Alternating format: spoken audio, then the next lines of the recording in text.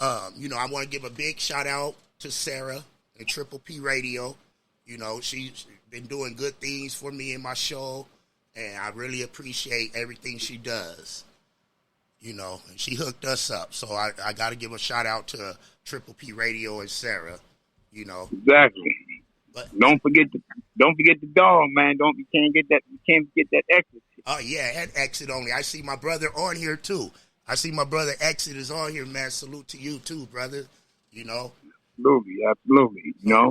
Let's get into it. I know it's you in the East Coast and stuff. So for the one or two people on my platform who may not know who you are, go ahead and introduce yourself to them.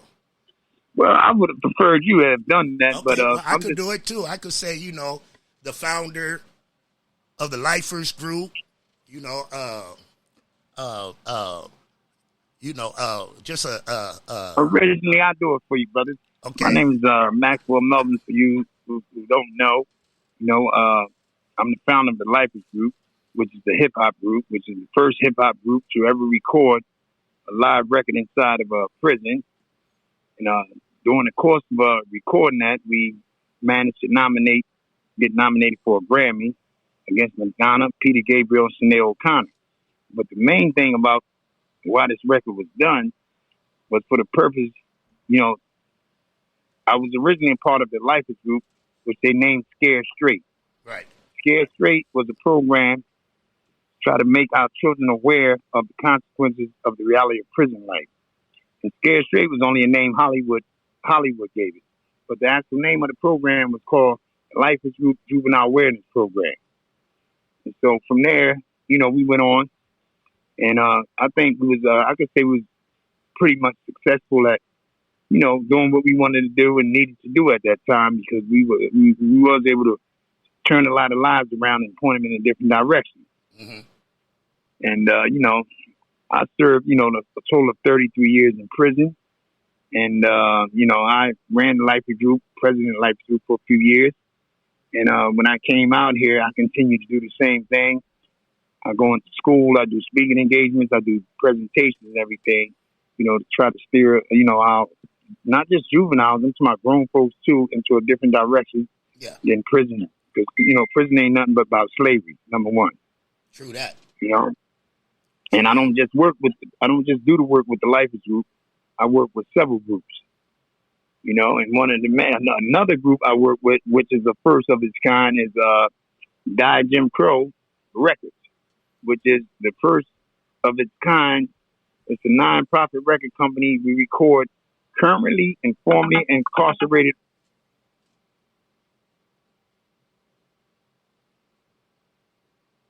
continue to do the same work in the community, and just trying to keep our young brothers and sisters in the right direction. That's all.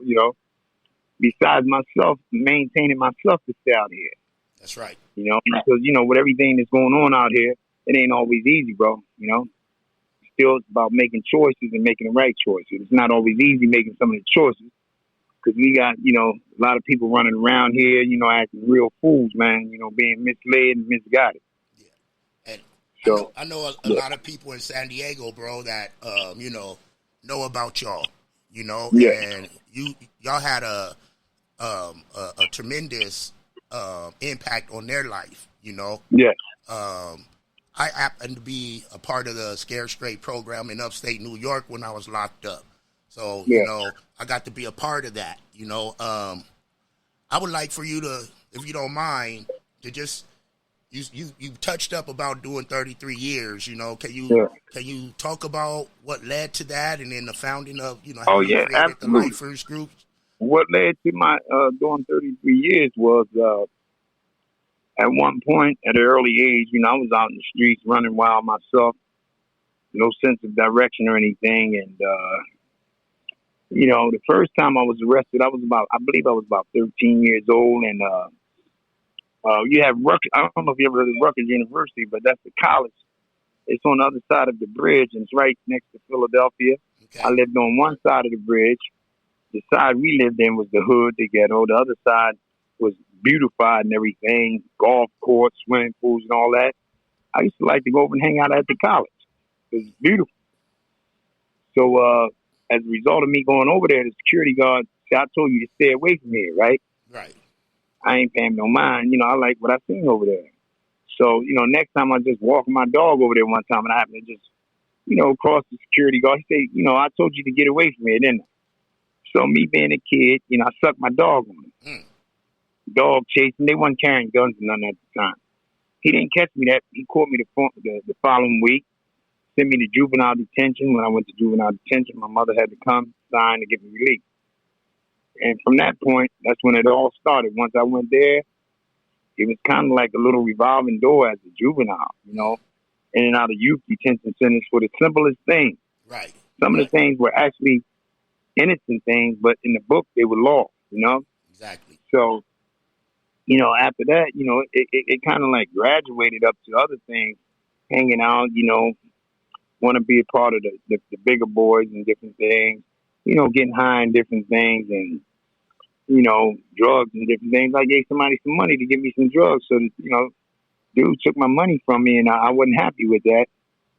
And it's something I couldn't walk around at the time with my head down about. And I wanted my money. So we got in a confrontation and a friend of mine had a gun in the car. I grabbed it out the car. I fired about 4 reckless shots. As a result of that, I hit an innocent bystander. Wow. So when I hit the innocent bystander thing about it, I didn't know I hit anyone at first. But I learned that I hit someone. Once I found out I hit someone, I took off. But 4 days later, I found out the very person that I had hit was my best friend, who had nothing to do with it. He was just coming out the bar.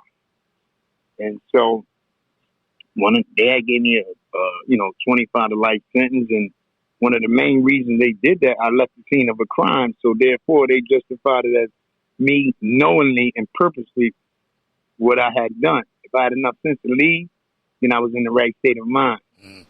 So it wasn't so reckless.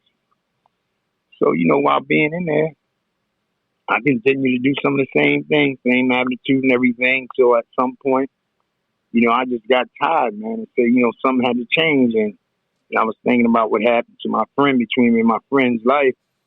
I wanted to, do something different. So I ran into some execs who was going out to Hollywood Records, which was Hollywood Basic, which was owned by the Walt Disney Company.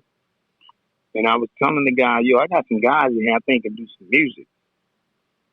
And I told him my mission was, the main purpose was, so it was to inform them. I didn't want them to become what I had become. Right. So, he was down with it and everything. We built a relationship. We started sending tapes and beats and different things back and forth by mail. And when I was telling some of the guys inside the prison, they thought it was a joke. They was laughing about it. Like, this nigga gonna really do a record and this nigga's sick, And, once they had got... While in prison, huh? Yeah, he's really gonna do this, right? Yeah. So once they, even from administrating them at some point, until they started getting some letters on stationery from the Walt Disney Company saying that we like to come in and talk to Maxwell Melvins about X, Y, Z, and we like the program that you're running there. And, it took off from there. It wasn't really an easy task, sometimes it entails a lot of different things. At times, I even found myself putting my life at risk in trying to do that project. Because, you had guys who were trying to push up. They wanted to be a part of it once they seen it going or whatever. Yeah, but I didn't feel real. Yeah, and I didn't feel really intimidated by anything. But at points, I was really scared. And the main reason I was scared because I didn't know at what point that I might have to step up for my own life. If somebody was coming at me some type of way, I wasn't going to let it go down like that. So, I put my own life at risk sometimes in doing that. But one thing I said, I don't care what it took, that I was going to see this project all the way through. And so the project went all the way through and everything. And like I said, we got a lot of responses, positive responses. We had gotten responses from all over the world. And, I wasn't aiming for no Grammy nomination. I never thought we'd be nominated or anything. And the only thing that it really did for us by the Grammy was it allowed us to spread our message on a larger platform around the world and everything, And so, from there, we did the first one, so we went on to do a second album. The first one was an EP. Okay. So we put out a second album like in 1993, which was Living Proof. Mm. And so, you know, it took off from there, you know. You know, a lot of people walking around, you know, hyped and everything about it. It was a different purpose for me than others. Some of them were just inspiring rappers. I wasn't an inspired rapper. I'm not a rapper. I wasn't an inspired rapper. It meant more to me than just putting out music. It was putting out music because of what had happened, because it was, you know, serious. You said a lot in that right there. I want to talk about, I know you guys were the first group, right, to mix and master, to record an album, to do a video behind bars. Yeah. And this is way before they had, you know, prisons had studios and whatnot, programs and stuff. How did that come about? Well, they actually brought all that stuff in. That stuff was brought into the prison, actually. And, you know, you had actually producers came all the way from Denmark. Wow. You know, they came in, you know, we took the visiting room, we set it up as a studio, and, you know, we recorded. You know, they brought in all the film, you know, just like they would shoot any video out there. Everything, we had anything and everything that any other artist had out there, or maybe even more. Wow. Because of the company that we had behind us. Right. You had a lot of, they had a lot of money with them. Oh, it was the Walt Disney Company, of course. Billions. Yeah, so, you know, and, you know, like I said, you know, we was able to, you know, get that over and accomplish that. And as a result of that, a lot of things came with that. A lot of hate, envy, jealousy, a lot of different things. So much drama behind and everything. But I didn't care what it took. I was going to see that through, no matter what it took. Yeah, I wanted to touch on that, too, about, you know, you doing things, y'all behind bars. There's a lot of hate in there. You know, you got to watch what you do, watch what you say. How during the process, you know, once they seen all the stuff coming in there, I know that's when they started pushing up on you, wanting to be a part of it. But when you became Grammy nominated, how did the COs and the inmates start acting in towards y'all? Well, I mean, you had some of them was, you know, some of them was for it. Some of them was kind of like against it. You know, they like put this label on it, like, you know, who the hell he think he is? I was just doing what I was doing, you know. I thought I was who I was, whoever I was. Just me, doing what I want, you know. But you had a lot of the officers supported, a lot of the prisoners supported, but there were those that didn't support it. There were those that was whispering in the other guy's ears, and, you know, it was a lot of nonsense, you know. Like, why y'all doing that? You know what I'm saying?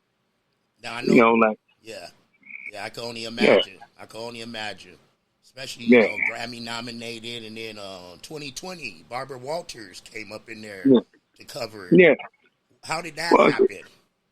Well, I mean, she seen the story. It wasn't just her. I mean, you had media come in from around the world, from all the way from Japan, from every country around the world came in and done interviews with it, you know. And they were just curious about it. And I think a lot of them, you know, like the idea of the way in which we, you know, that we chose to do it. But a lot of them were more intrigued sometimes of how the hell do they do a record in prison? Right. They were more so intrigued by that sometimes than the actual message. And a lot of them actually thought, you know, that it was a great ideal and everything, you know, that, you know, we went this far, and they were just surprised that the administration had allowed us to do it. Now with the Scared Straight program, once it became the Scared Straight program, did they cut y'all completely out of everything then, or? Nah, Scared Straight, it wasn't a program. Actually, Scared Straight was just one of the names of the documentaries that they had done. Okay, that was given by a guy by the name of Arnold Shapiro, who was the producer of that particular video. Okay. And in my opinion, he was someone that was trying to sensationalize it a little more, to put a little more drama to it at the time, you know. But it had actually, you know, worked. But a lot of people didn't believe in that method because they thought sometimes that the kids, it could harm them. They could be more terrified than actually anything else. Yeah.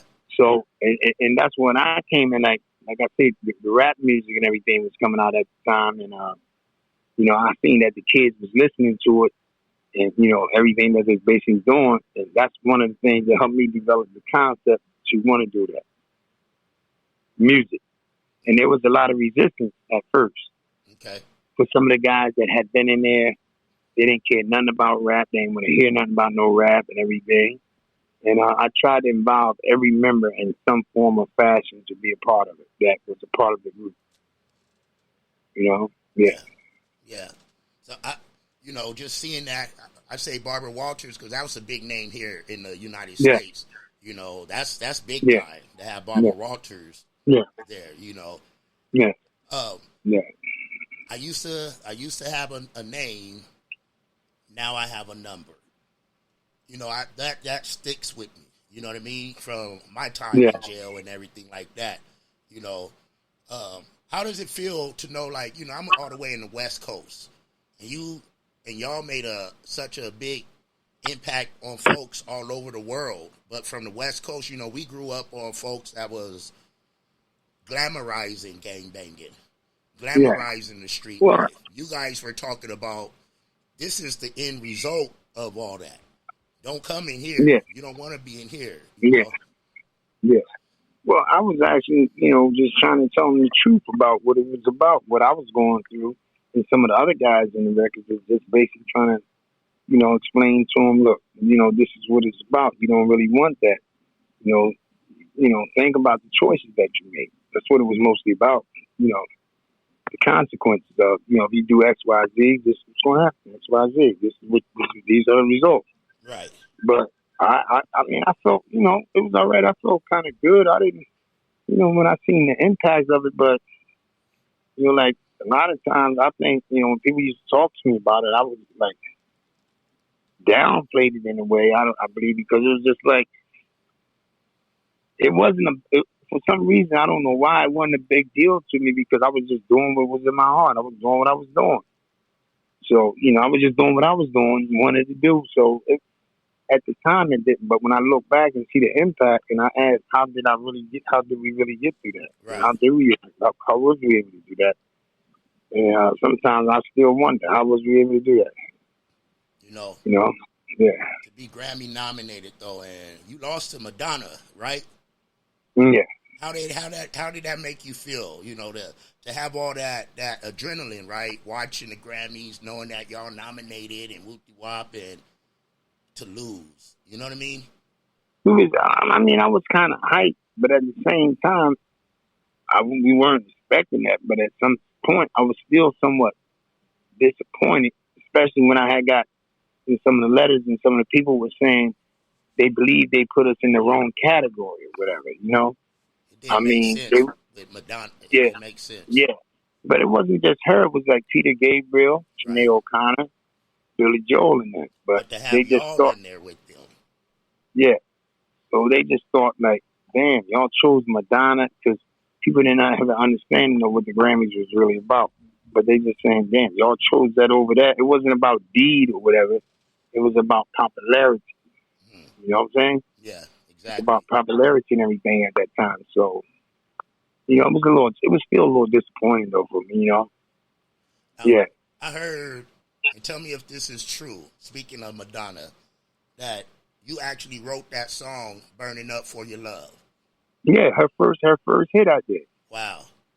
And that's when I had first started. That was like in 1983 when I was first starting off, and they had this company out there, and it was called 5 Star Music Publishing, and it used to be in the back of Ebony and Jet magazine, and it said if you want an evaluation of your song or everything, send us in. We'll do appraisal of your song. So I ain't hear nothing back from them, and the only way that I knew. And one day I'm hearing the song on the radio or something. Like, where I know this from? You know, like a while later. And I was like, I wrote that shit, you know? Wow.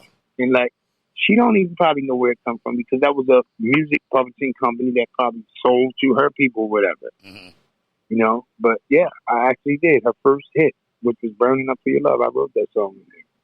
Wow. You know, I totally believe in giving folks their flowers while they still here. And, like, you definitely deserve your flowers for all you did all the lifers group did, all the, even the juvenile, what was it called? The juvenile awareness program, everything you did, your TED Talks, how you're using your story for positive.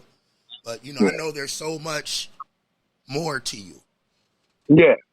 I do want to touch on Die Jim Crow Records and know who you have, what artists you have, and what's your affiliation with the record. Die Jim Crow Records was actually started, as they told me, because of the Lifers Group in a sense, and what we did. But he actually started the organization Die Jim Crow because of the book that was written by Michelle Alexander. Okay. About the slavery of mass incarceration and all that. It's actually, he started the organization, and then after a while working with the organization, it was myself, B.L. Sherrill, and Fury Young. Fury Young is executive director. B.L. Sherrill is the deputy director, and I'm the senior advisor there. Okay. And they didn't have a number recorded. We're about to do some recordings now. I can't just throw it all out there. Y'all have to wait and see. But they got, something new about to come out right now. But actually, it's been some major artists on there, and what that does is allow the artists, instead of the media and people telling their stories, it allows them to tell their own stories in their own words with their own voice. Instead of somebody else telling their story. Right. They're telling it with their own words, their own voices, and everything. So Die Jim Crow, and not just that, Die Jim Crow just started a major program sending instruments into prisons for other artists. That's cool. People, because art is very important. Art, whether it's through painting or whether it's through music. It's healing. And what people need to understand is that the people that are in there is human. They have feelings just like everybody else. They might have done this. They might have committed a crime here, but they're still human, And we try to they just got caught. Yeah. You know what I mean? They just got caught. There's a lot of people doing the same thing, just ain't got caught. Yeah. Yeah, so and sometimes we make the wrong decisions in a moment of anger or whatever, but they're human just like everybody else. And society tries to put this stigma on everybody. And until it happens to one of their own family members or something, then it's different, But what it does is it really does allow a lot for them. That music does change lives and music does save lives. So that's one of the main reasons that, you have Die Jim Crow Records there. That's right. And like I said, it's a non-profit record label. Okay. A non-profit record label. Yeah. Wow. And what art? Exactly. You guys have artists signed or? Yeah. There's plenty of artists signed on there. They have, like I said, you have B.L. Sherrill's one of the artists. You have a ton of artists on there. I mean, all people have to do is just go to diejimcrow.com and they can see all the artists that's listed there. Or look on Instagram or whatever, just Die Jim Crow Records. We're going to put that in the comments and tag it and pin it. So I believe you guys have artists, too, that are behind bars, too, right? Yeah, right now. Yep, and they're still, matter of fact, they've been going back and forth recording artists right now. They're working on a completion of records right now. Yeah, so it's some that are in there and some that are out. But mostly those that are in is working back and forth, Yeah. Yeah. Like I said, if for y'all, those of y'all just coming on right now and not knowing who you're listening to, this is a Grammy nominated, the founder of the Lifers Group, Maxwell Melvins. If you don't know about him, Google him right now, follow him. He's a part of. He's with Die Jim Crow Records. Man, I could go on and on. A movie about to be made about him. The man he's a motivational speaker. I don't want to leave nothing out. He does so much for everybody, for the culture. This man right here is a true walking legend. So make sure you get at him. I want to talk about what's going on now with you, because you have a lot going on right now. I know you're an Exit Only. Big ups to him. Got some things going on, and we forgot to mention it during his interview.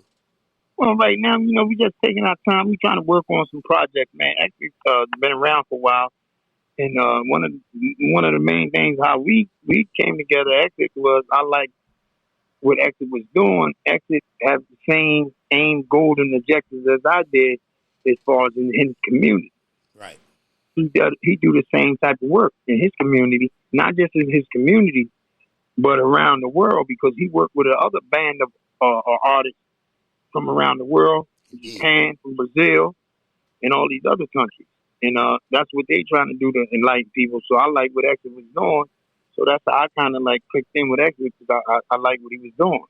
That's right. And Triple P, we kind of like on the same mission. On the same thing. How did y'all come to collaborate with each other? I've been knowing Sarah for quite some time. I had done interviews with. I've been knowing her for a while. And then when Sarah, she was doing what she was doing, I seen what she was doing, and I came in any way that I could support her. I came in and support her, and she where she at right now. She continued to build and build. She's a great person, man, and she's she knows some of everybody, Lottie Dottie and everybody, man. Another person who deserves flowers, while they're here. She does a lot for me as well. Been nothing but supportive. She put that work in. She definitely put that work in, man. I'm talking about like all the time, bro. That's right. Yeah. So what do Maxwell Melvin got going on right now that we need to be on the lookout for? I know you got projects, but what's some of the projects you could talk about right now that you're pretty to talk about? It's other projects that I support too. Like I'm in the movement of social justice here in New Jersey too. And like right before I came on with you, I just got off of a Zoom with some of my brothers over at Transformative Justice. Okay. And what Transformative Justice is an organization that there was a time when people would come out of prison and nobody would be at the door for them. This organization and a team of guys go down to prisons throughout New Jersey. They take them all types of things, gift cards and anything they might need. They have an organization. They take them back there. They find out what their needs are. They try to help them with jobs, set up housing, everything. They go meet them at the gate. And we're also working on issues to abolish the 13th Amendment, which is abolish prison slavery. Right now in New Jersey. That is a big issue that we were just talking about. They were talking about tonight on Transformative Justice. Okay. And we're trying to get that passed to abolish that, not just in New Jersey but everywhere. Because that it's just something, man. That's still deep, man. It's deep. And like I'm on parole still, so I'm in a way. I'm enslaved still in a way. Before I travel the country, I got to get a pass. Wow. Gave him 33 years, and you still got to be on paperwork. Yeah, I'm still on paperwork. If I want to go to out of state, and here I got to say, yo, dude, look, I'm going to go out of state, man, for a few days or whatever. What's up? Wow. They've been cooperative with, but I just don't like the idea of having to do that. Yeah. That's sad. That's sad. We need to, once people do their time for the crime, that needs to be it. You know what I mean? They shouldn't be able to keep hanging that over your head and, you got to walk on eggshells and all that after you gave these people calendars. Yeah. But like I said, it takes more than myself because I'm going to say something about, you see all the music that's going out now, a lot of this music. Man, you tell me these brothers been losing their lives, these rappers been losing their lives and stuff, man. All these senseless killings and all that out there. When they can really come together to collaborate, to build instead of destroying and shit, man. It's so much going on out there, man. And I think that if we band together, we can make we can have a hell of an impact. You know what I'm saying? Yeah. But right now, it's just everybody just destroying and everything out there right now. And listen, the music industry. That's what I was about to go right there to the music. Man, I'm telling you, it's a dirty game, man. I'm serious. From the corporate up down, I'm serious. It really is, bro.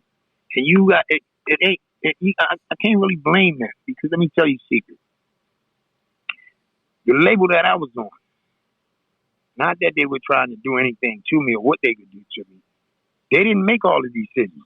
I made a lot of the decisions that was going to be made. I made. They didn't make them. I made them. What we going to do?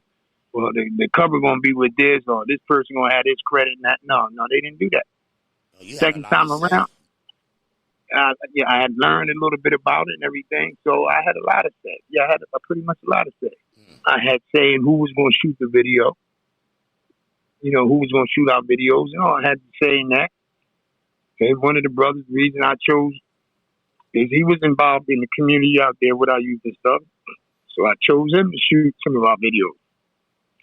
So I had a lot of say, I would say, and that was a good thing. So I learned a little bit about the industry and everything, as far as the budget, the advancement, what hotel they was. No, you ain't staying in no Trump towers in New York. You stay down at the Holiday Inn somewhere.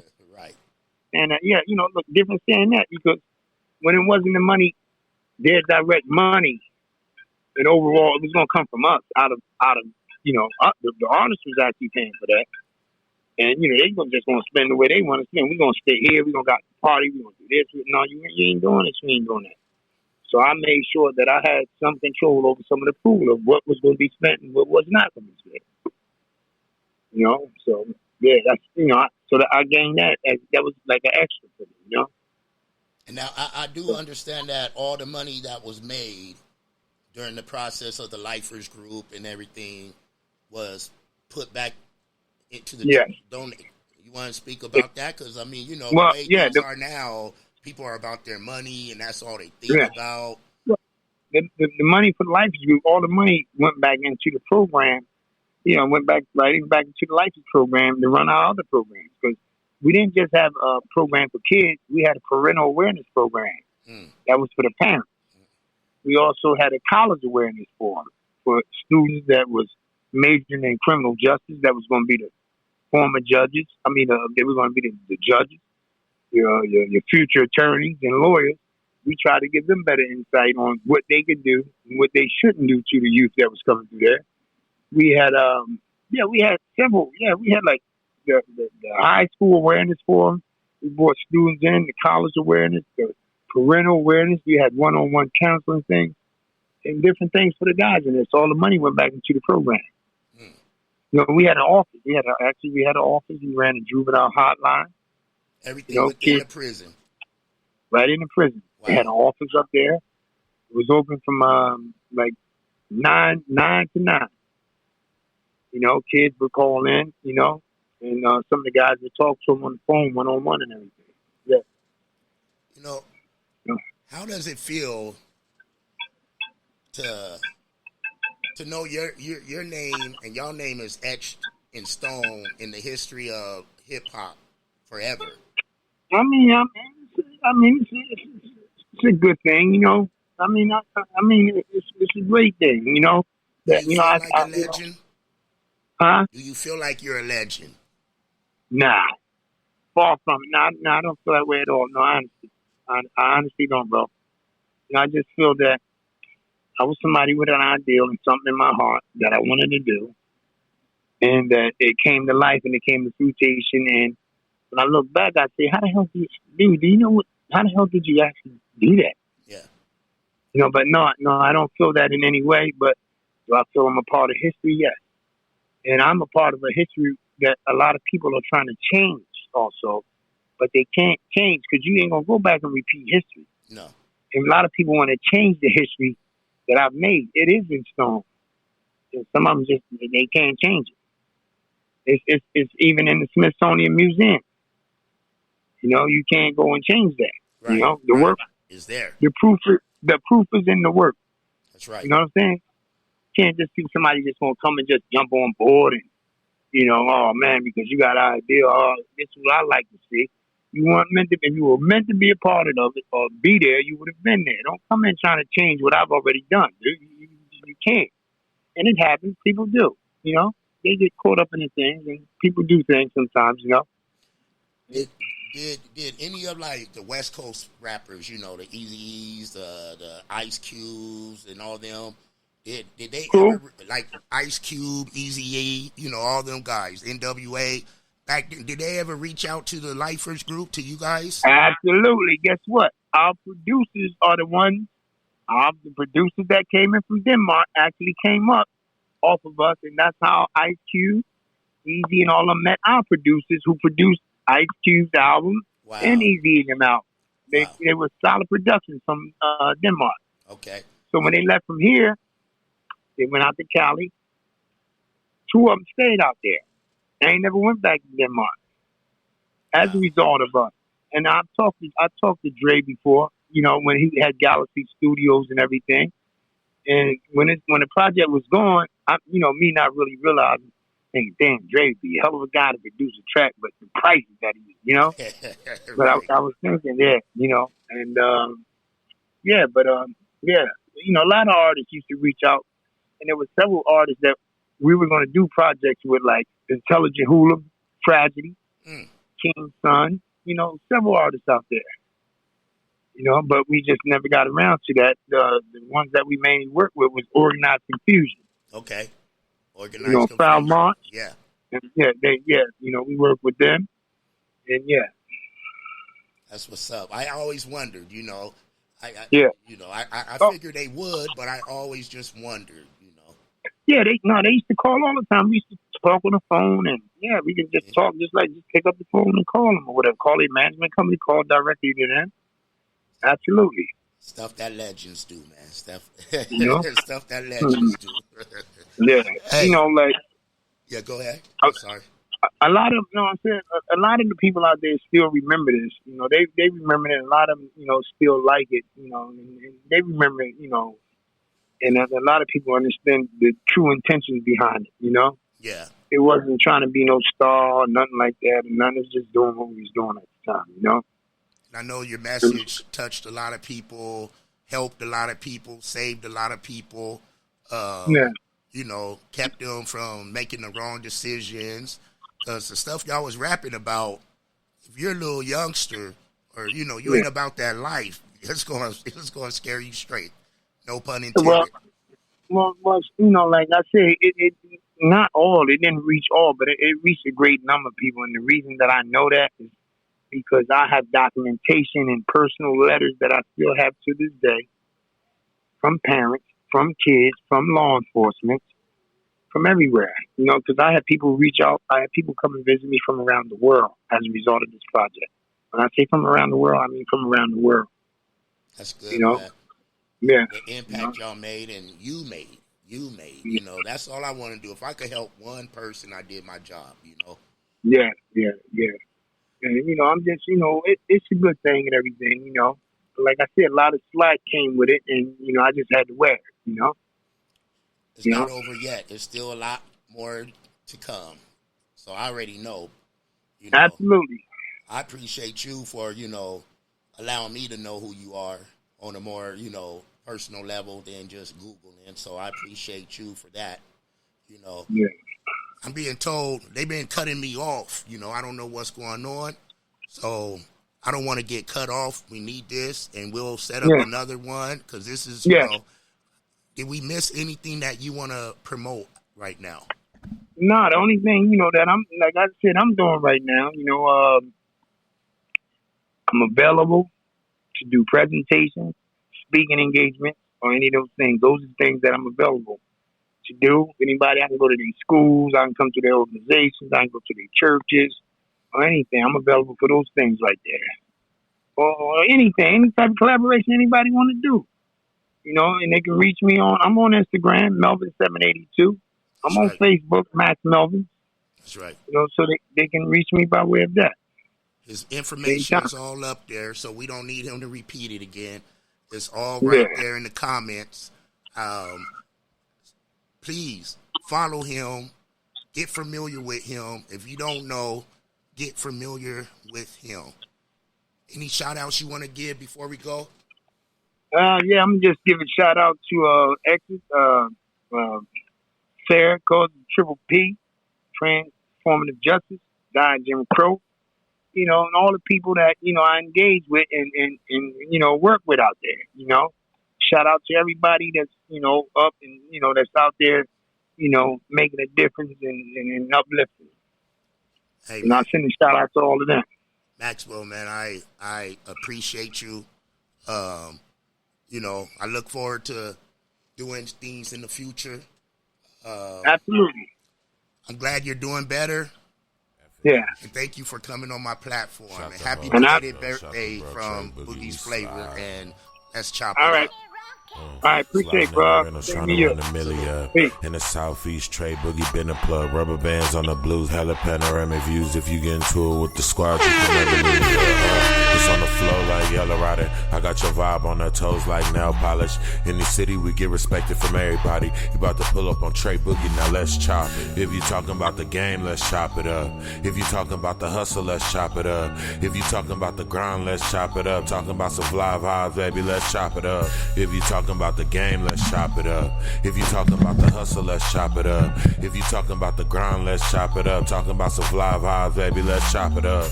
Let's chop it up. Got it wet, it's not a cut. Ain't worried about what nobody else got, cause I got enough. Me and Trey Boogie locked in, he threw a lob, I dunk. Heard the beat and sauced it up, can't nobody go hard as us. If you talking about the game, let's chop it up.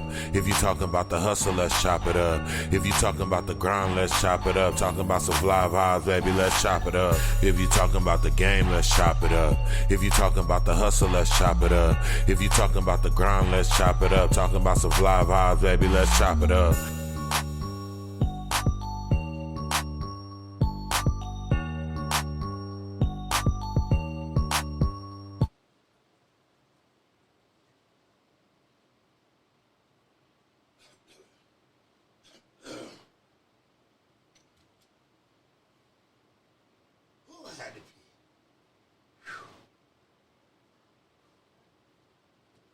First one.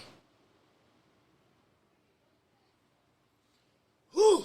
Oh, I had to pee. Whew. I couldn't get off earlier. Oh, shit.